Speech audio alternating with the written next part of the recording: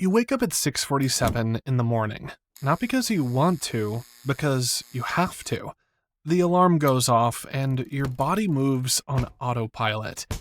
Shower, clothes, coffee, car. You sit in traffic for 45 minutes, staring at brake lights. And somewhere between the second red light and the highway on-ramp, you feel it. That heavy thing sitting in your chest. You get to the office, badge in, sit down at your desk, open your laptop, and for a split second, you think about what it would feel like to just close it, stand up, walk out, drive home, but you don't, because rent is due in 9 days, because your kid starts school next fall, because your car payment hits on the 15th.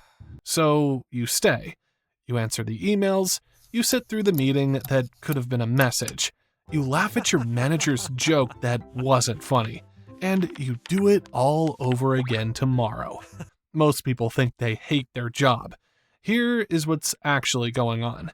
About 85% of workers worldwide say they feel disengaged or unhappy at work. That number comes up again and again across global workplace surveys, and it's stayed stubbornly high for years. 85%. That means in a room of 20 coworkers, roughly 17 of them are going through the motions. They show up, they do the minimum, they leave. And most of them think the problem is the job itself. The tasks, the boss, the commute, the hours. And sure, those things matter, but for a huge chunk of people, the real weight comes from something deeper. It comes from knowing you need this thing to survive. That one fact changes everything about how you experience your work. Think about what happens when your entire life depends on one paycheck. You stop speaking up in meetings because you can't afford to rock the boat. You stop negotiating for better pay because what if they say no and now things get awkward? You stop being creative because playing it safe is what keeps the direct deposit coming every 2 weeks. You bite your tongue when your manager says something you disagree with. You are not ambitious. You are afraid. Your whole personality at work becomes a performance designed to protect one thing, and that thing is your income. You are not doing your job anymore. You are protecting your access to money. And that slow daily compromise eats at you in ways you don't even notice until one Sunday night you're lying in bed with your stomach in knots and you genuinely can't figure out why. That feeling has a name. It is called dependency, and almost everyone with a job has it to some degree. Here is where the math makes this even more real. Only about 30% of American workers say they feel truly engaged at their jobs. The rest are either quietly checked out or actively miserable. And the financial side is what locks them in place. The average American household carries about $6,000 in credit card debt on top of a mortgage, a car payment, and maybe some student loans still hanging around from a decade ago.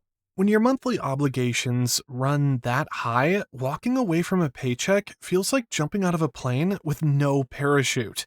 So you stay, and you tolerate the meetings, the politics, the manager who takes credit for your work, the coworker who does half the output and gets the same raise. You tolerate all of it because the alternative feels impossible. And what makes it worse is that nobody around you is talking about it honestly. You look to your left and your coworker seems fine. They're cracking jokes, grabbing lunch, sending emails with exclamation points. You look to your right, and your other coworker just got promoted and seems like they actually care about the quarterly targets. So you assume the problem is you. You tell yourself you must be weak. You must be ungrateful. You must be the only one sitting in the parking lot for an extra 3 minutes just to breathe before walking in. But you're not. Almost everyone around you is running the same internal math, weighing the same invisible pressure, faking the same smile at the same time you are. They just got good at hiding it. We all did. Because admitting that your job makes you feel hollow is not something people do out loud. Not to their coworkers, not to their friends, sometimes not even to themselves. There is this unspoken agreement in most workplaces that you should be thankful just to be employed. And here is a small truth in that. Having a stable income is better than not having one.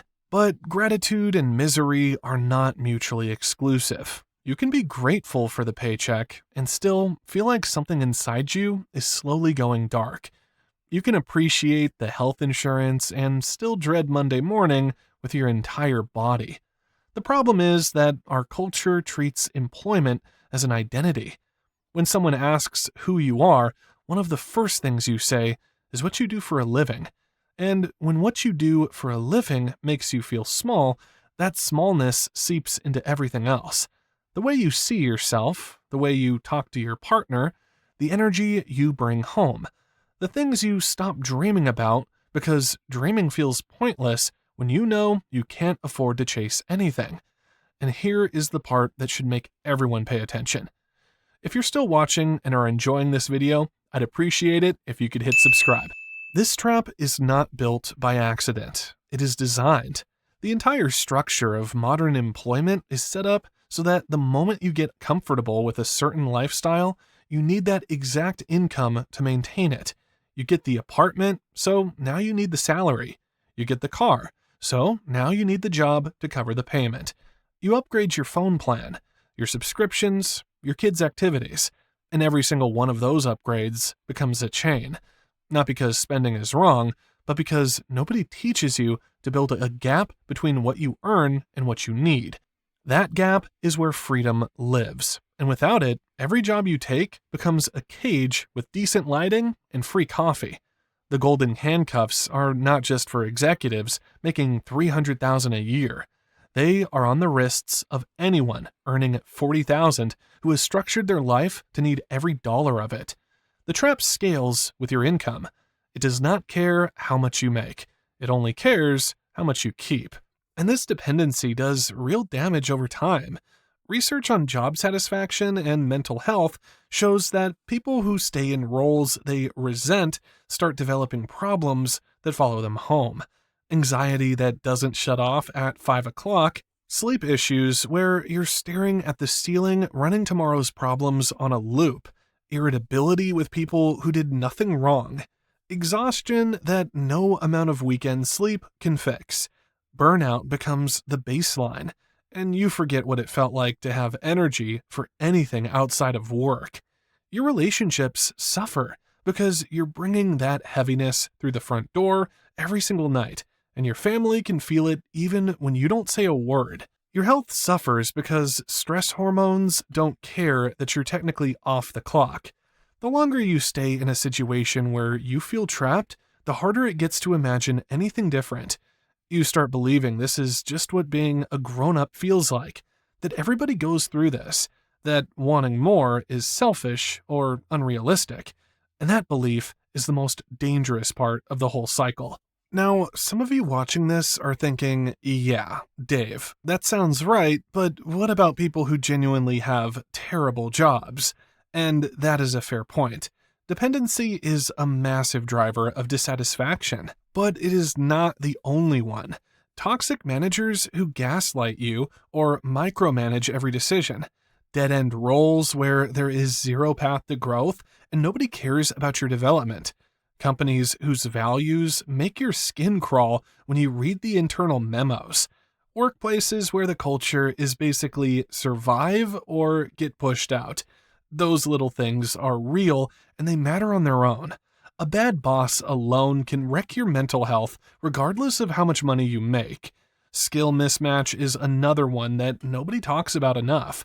If your strengths are in creative problem solving and you spend 8 hours a day doing repetitive data entry, you are going to feel drained no matter what your paycheck looks like. And all of these things compound on top of each other. A toxic culture layered on top of financial dependency makes the weight feel twice as heavy because now you can't even escape the environment that's hurting you. But here is the thing most people miss. If you had 6 months of living expenses saved up right now, in cash, sitting in a high-yield savings account, earning 4 to 5%, your entire relationship with your job would shift overnight. You would walk into that office knowing you have options. You would negotiate differently. You would tolerate less nonsense from people who have no business managing others. You would take the call from the recruiter instead of letting it go to voicemail because you're scared. You would pitch the idea you've been sitting on for months. You would stop performing and start actually working. When work becomes optional, even slightly optional, you become a completely different person inside those walls. Financial independence, even partial financial independence, acts like a pressure valve on your entire career. It does not mean you quit tomorrow. It means you could quit tomorrow. And that one shift alone rewires how you show up every single day of the week.